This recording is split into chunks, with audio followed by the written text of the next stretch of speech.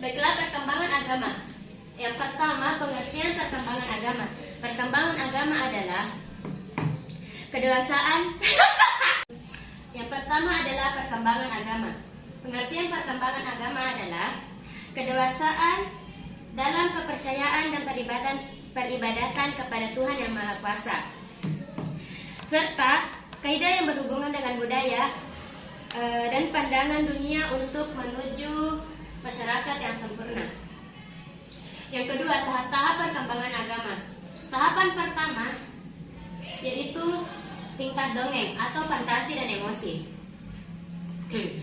Di sini anak yang berusia 3-6 tahun melakukan suatu ibadah melalui hal-hal yang ia dengarkan berupa fantasi.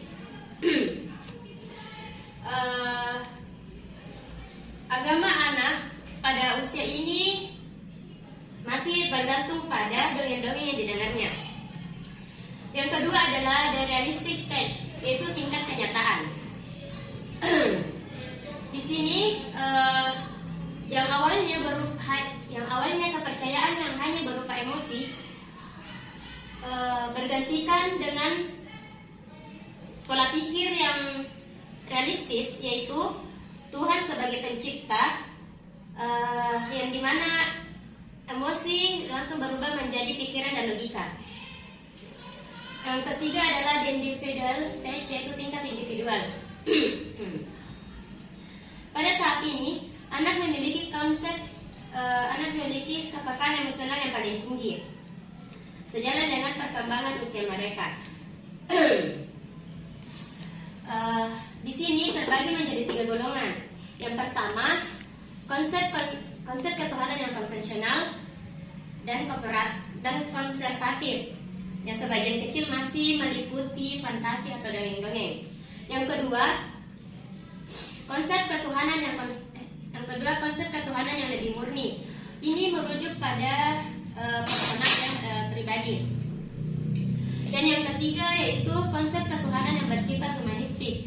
Di sini agama sudah masuk pada fase humanis yang ada pada diri mereka dan menghayati agama yang dianutnya.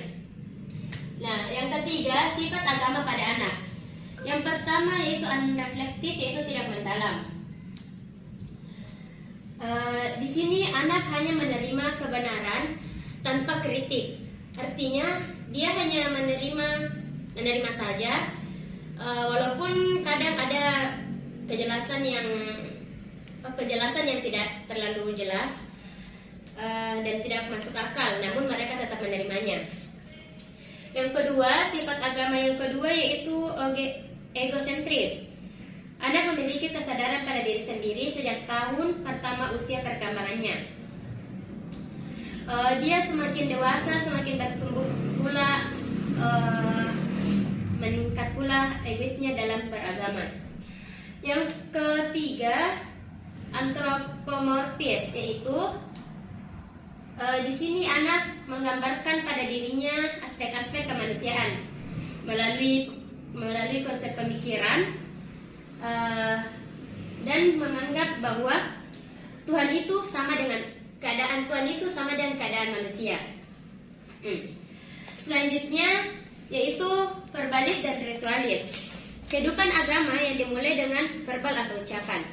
Mereka menghafal secara verbal kalimat-kalimat keagamaan. Kemudian mereka mengajarkannya berdasarkan pengalaman yang telah dilalui. Yang selanjutnya itu imitatif, yaitu yang dilakukan oleh hal-hal yang mendasar atau meniru. Selanjutnya rasa heran dan kagum. Di sini rasa kagum belum bersifat kritis dan kreatif. Hal ini merupakan langkah pertama dari pernyataan kebutuhan anak akan dorongan yang mengenalkannya pada pengalaman baru. Rasa kagum mereka dapat disalurkan melalui cerita-cerita yang menimbulkan rasa takjub kepada sang kuasa, dan hal itu dapat memacu Hal itu dapat memacu nilai-nilai dalam agama. Selanjutnya, perasaan beragama pada remaja. Yang pertama, percaya yang hanya ikut-ikutan. Di sini biasa terjadi pada usia anak 13 sampai 16 tahun. Tingkat kepercayaannya pada agama itu hanya masih ikut-ikutan. Melaksanakan sholat hanya ikut-ikutan karena temannya sholat, jadi dia hanya melakukannya karena suatu kewajiban. Yang kedua, percaya dan kesadaran.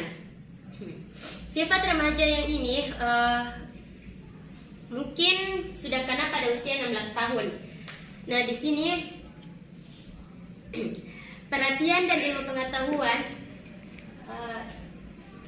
remaja ingin membersihkan agama dari segala yang mengurangi kemurnian agama. Yang selanjutnya, percaya tapi agak ragu atau bimbang. Puncak kebimbangan remaja terjadi pada usia 17 sampai 20 tahun.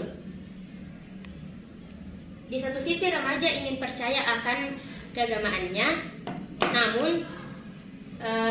namun di sini ada suatu sisi di mana keagamaan seorang remaja itu tidak terjawab dan menimbulkan hal-hal yang membuatnya ragu. Seperti masih ada pertanyaan-pertanyaan keagamaan yang mungkin tidak dimengerti sebagian orang dan mungkin belum ditahu jawabannya. Yang keempat, tidak percaya pada Tuhan atau cenderung ateis. Di sini pada remaja yang berusia 20 tahun ke bawah, dia protes atau merasa tidak puas dengan Tuhan, dengan kehadiran Tuhan. Nah, motivasi beragama pada remaja. Yang pertama, didorong oleh keinginan untuk mengatasi frustasi dalam kehidupan. Biasanya kita dalam beragama dapat mendapatkan kedamaian karena agama itu. Yang kedua, didorong oleh keinginan untuk menjaga kesusilaan dan tata tertib masyarakat. Yang ketiga, didorong oleh keinginan untuk memuaskan rasa ingin tahu. Di sini rasa ingin tahu yang mendalam tentang keagamaan. Terus yang keempat, didorong oleh keinginan menjadikan agama sebagai sarana untuk mengatasi ketakutan. Motivasi beragama pada remaja, karena remaja itu belum stabil, maka ada hal-hal yang memotivasi remaja untuk melakukan tindakan keagamaan. Didorong oleh kemauan remaja untuk mengatasi emosionalnya karena Tuhan. Yang kedua, didorong oleh perasaan takut dan rasa bersalah. Biasanya ini ketika tidak melaksanakan sholat, kita merasa takut dan bersalah. Yang ketiga, didorong oleh teman-teman sebaya di mana ia berkelompok. Nah, biasa kita jumpai di kalangan kita. Yang keenam, faktor-faktor keberagamaan. Yang pertama, lingkungan keluarga. Peran orang tua di sini sangat penting untuk meningkatkan tingkat keagamaan seseorang. Yang kedua, lingkungan sekolah. Peran sekolah khususnya agama dalam mengembangkan wawasan pemahaman agama seperti akhlakul karimah, akidah, fikih dan sebagainya. Yang ketiga, teman sejawat atau lingkungan bermain. Seorang anak mempunyai teman-teman yang suka membahas mengenai agama, mematuhi aturan agama akan berpengaruh lebih besar pada perkembangan agama si anak. Yang keempat, perilaku atau pribadi orang dewasa. Kualitas perilaku orang dewasa yang kondusif bagi perkembangan sangat berpengaruh pada perkembangan agama pada anak. Yang ketujuh, metode perkembangan agama. Yang pertama, pendidikan agama dengan metode keteladanan. Yang kedua, pendidikan agama dengan metode kepembiasaan. Yang ketiga, pendidikan agama dengan metode nasihat. Yang keempat, pendidikan seks. Dan yang kelima, pembinaan akhlak. Mungkin cukup sekian yang sempat saya sampaikan. Kurang lebihnya mohon dimaafkan. Mungkin cukup sekian. sekian. Wabillahi taufiq wal hidayah. Wassalamualaikum warahmatullahi wabarakatuh.